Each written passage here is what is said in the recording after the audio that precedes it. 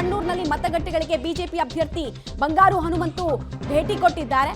ಬಂಡ್ರಿಯ ಬೂತ್ಗೆ ಭೇಟಿ ಕೊಟ್ಟು ಬಂಗಾರು ಹನುಮಂತು ಅವರು ಪರಿಶೀಲನೆ ನಡೆಸಿದ್ದಾರೆ. ಸಂಡೂರಿನಲ್ಲಿ ಮತಗಟ್ಟೆಗಳಿಗೆ ಬಿಜೆಪಿ ಅಭ್ಯರ್ಥಿ ಬಂಗಾರು ಹನುಮಂತು ಹೋಗ್ತಾ ಇದ್ದಾರೆ. ಯಾವುದೇ ರೀತಿಯಾಗಿ ಸ್ವಲ್ಪ ಕೂಡ ಅಲ್ಲಿ ಅವ್ಯವಹಾರಕ್ಕೆ ಅಥವಾ ಆ ರೀತಿಯಾಗಿ ಯಾವುದೇ ವಿಚಾರಗಳಿಗೆ ಆಸ್ಪದ ಕೊಡದೇ ಇರೋ ನಿಟ್ಟಿನಲ್ಲಿ ಏಜೆಂಟ್ಗಳು ಕೂಡ ಇರ್ತಾರೆ, ನೋಡ್ಕೊಳ್ತಾ ಇರ್ತಾರೆ. ಚುನಾವಣೆ ಟ್ರಾನ್ಸ್ಪರೆನ್ಸಿಯಿಂದ ಕೂಡಿದೆ ಅನ್ನೋದನ್ನ ಖಾತ್ರಿಪಡಿಸ್ಕೊಳ್ಳೋದಕ್ಕೆ ಅಭ್ಯರ್ಥಿಗಳು ಕೂಡ ವಿಸಿಟ್ ಮಾಡ್ತಾರೆ. ಅವ್ರು ಈ ಟೈಮ್ನಲ್ಲಿ ಯಾವುದೇ ಪ್ರಭಾವವನ್ನು ಬೀರುವಂತಿಲ್ಲ.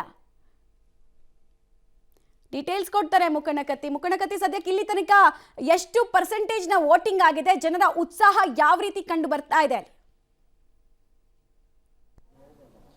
ಹೌದು ಮಮತಾ, ಈಗ ಅಲ್ಲಿ ಸಂಡೂರು ಉಪಚುನಾವಣೆಯಲ್ಲಿ ಈಗ ಅಂದರೆ ಬೆಳಗಿದ್ದಂಥ ಉತ್ಸಾಹ ಇವಾಗ ಜಾಸ್ತಿ ಆಗಿದೆ ಅಂತ ಹೇಳ್ಬೋದು. ಈಗ ದೃಶ್ಯದಲ್ಲಿ ತೋರಿಸ್ತಾ ಇದ್ದೀವಿ. ಈಗ ನಾವು ಬಳ್ಳಾರಿ ಜಿಲ್ಲೆಯ ಸಂಡೂರಿನ ತೋಣಗಲ್ ಬಸವೇಶ್ವರ ಗ್ರಾಮಾಂತರ ಪ್ರೌಢಶಾಲೆಯಲ್ಲಿ ಇದೀವಿ. ನೋಡ್ತಾ ಇರ್ಬೋದು ದೊಡ್ಡದಾದಂಥ ಕ್ಯೂ ಇದೆ ಅಂತ ಹೇಳ್ಬೋದು. ಈಗ ಯಾಕಂದರೆ 11 ಗಂಟೆ ನಂತರ ಜನರು ಅಂದರೆ ಮನೆಯಿಂದೆಲ್ಲ ಕೆಲಸ ಮಾಡಿಸ್ಕೊಂಡು ಮಹಿಳೆಯರೆಲ್ಲ ಬಂದು ನಿಂತಿರೋದು ನೋಡ್ಬೋದು. ದೊಡ್ಡದಾದಂಥ ಕ್ಯೂ ಈಗಾಗಲೇ ಅರ್ಧ ಕಿಲೋಮೀಟರ್ ಅಷ್ಟು ಅಂತ ದೊಡ್ಡದಾದಂಥ ಕ್ಯೂ ನೋಡ್ತಾ ಇದ್ದೀವಿ. ಇದು ಅಂದರೆ ಬೆಳಗ್ಗೆ ಇದ್ದಿಲ್ಲ, ಯಾಕಂದರೆ ಬೆಳಗಿನ ಕೆಲಸ ಕಾರ್ಯಗಳಲ್ಲಿ ತೊಡಗಿದಂಥ ಮಹಿಳೆಯರೆಲ್ಲರೂ ಇವಾಗ ಬಂದು ತಮ್ಮ ಹಕ್ಕನ್ನು ಚಲಾಯಿಸ್ತಾ ಇದ್ದಾರೆ. ನೋಡ್ತಾ ಇರೋದು ಒಂದಲ್ಲ ಎರಡಲ್ಲ, ಇದು ಗ್ರಾಮಾಂತರ ತೋಣಗಲ್ಲಿರುವಂಥ ಗ್ರಾಮಾಂತರ ಪ್ರೌಢಶಾಲೆಯಲ್ಲಿ ಅಂತ ಕಂಡು ಬರುತ್ತೆ ದೃಶ್ಯ ಅಂತ ಹೇಳ್ಬೋದು. ಇದು 185ನೇ ಮತಗಟ್ಟೆ ಸಂಖ್ಯೆಯಲ್ಲಿ ನೀವು ಕಾಣಬಹುದಾಗಿದೆ. ಇಷ್ಟೇ ಅಲ್ಲ, ಆ ಯುವಕರು ಸಹ ಅಂದರೆ ಬೆಳಗ್ಗೆ ಈ ಉತ್ಸಾಹದ ನಿರುತ್ಸಾಹ ಅಂತ ಆಗ್ತಾ ಇತ್ತು.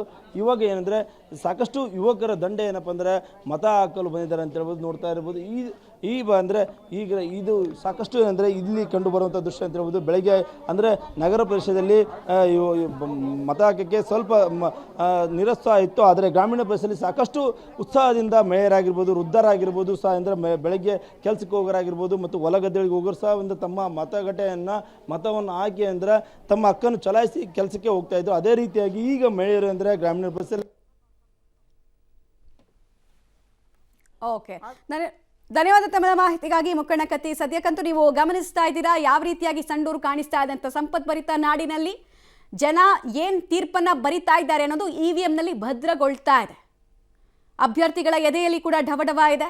ಸಂಡೂರು ಅನ್ಬೀಟಬಲ್ ಬ್ಯಾಟಲ್ ಫೀಲ್ಡ್ ಆಗಿ ಕಾಂಗ್ರೆಸ್ಗೆ ಪರಿಣಮಿಸಿತ್ತು, ಆದರೆ ಗೆದ್ದು ಇತಿಹಾಸ ನಿರ್ಮಾಣ ಮಾಡೋದಕ್ಕೆ ಬಿಜೆಪಿ ಕೂಡ ಫೈಟ್ ಕೊಟ್ಟಿದೆ.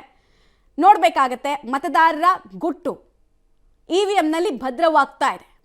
ಈಗಾಗಲೇ ಎಲ್ಲರೂ ಕೂಡ ಅಂದರೆ ಎಲ್ಲ ವರ್ಗದ ಜನ ಕೂಡ, ವಯೋವೃದ್ಧರಿಂದ ಹಿಡಿದು ಹಿರಿ ಜೀವಗಳಿಂದ ಹಿಡಿದು ಮಹಿಳೆಯರಿಂದ ಹಿಡಿದು ಎಲ್ಲರೂ ಕೂಡ, ಯೂತ್ ವೋಟರ್ಸಿಂದ ಹಿಡಿದು ಎಲ್ಲರೂ ಕೂಡ ಮತಗಟ್ಟೆಗಳಿಗೆ ಆಗಮಿಸ್ತಾ ಇದ್ದಾರೆ.